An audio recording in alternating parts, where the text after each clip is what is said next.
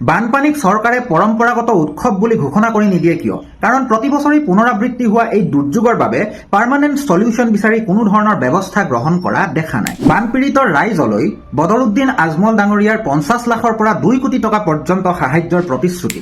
শিৱসাগৰত মই গৈ আছো, মই ইনশাল্লাহ এতিয়াই ওলাই খালি এইটোৰ কাৰণে বহি আছিলো। 1 কোটি টকা মই আজমল ফাউণ্ডেশ্যনত ৰিলিফ পইচালৈ মই গৈ আছো। আৰু আমাৰ নাগালেণ্ড প্ৰশাসনে আমাক লগে লগে জনাইছে ক্লাউড ব্লাষ্ট হোৱাৰ লগে লগে, কিন্তু জনালে লাভ কি আছে? অসম বিধানসভাৰ জলসম্পদ মন্ত্ৰীৰ তথ্য অনুসৰি অসমত প্ৰায় 4,800 কিলোমিটাৰ মথাউৰি আছে আৰু তাৰে প্ৰায় 3,000 কিলোমিটাৰ মথাউৰিৰ ম্যাদ উকলি গৈছে বা মেৰামতিৰ প্ৰয়োজন আছে। তেনেস্থলত দুৰ্যোগ নিয়ন্ত্ৰণ বিভাগ আৰু চৰকাৰে উন্নয়নৰ নামত কি কৰি আছে?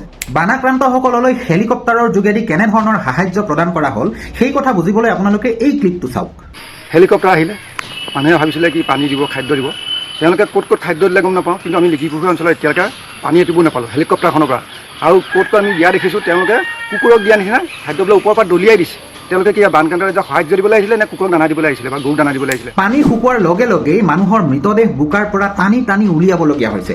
গৰু মহকে ধৰি যত সমস্ত সম্পদৰ ক্ষতি সাধন হৈছে। তেনেস্থলত গৃহহীনসকলক নতুন ঘৰ সাজিবলৈ, খেতিয়কসকলক সাহায্য প্ৰদান কৰিবলৈ আৰু ক্ষতিগ্ৰস্তসকলৰ ক্ষতিপূৰণ কৰিবলৈ চৰকাৰে কি ব্যৱস্থা হাতত ল'ব সেয়া লক্ষণীয় হ'ব। প্ৰতি বছৰেই বানপানী আহে, মানুহে মানুহ হেৰুৱায়, কিন্তু নিৰ্বাচনৰ প্ৰাক মুহূৰ্তত ৰাজনৈতিক নেতাসকলৰ সেই একেটাই শ্লোগান, একেটাই আশ্বাস, পৰিৱৰ্তন।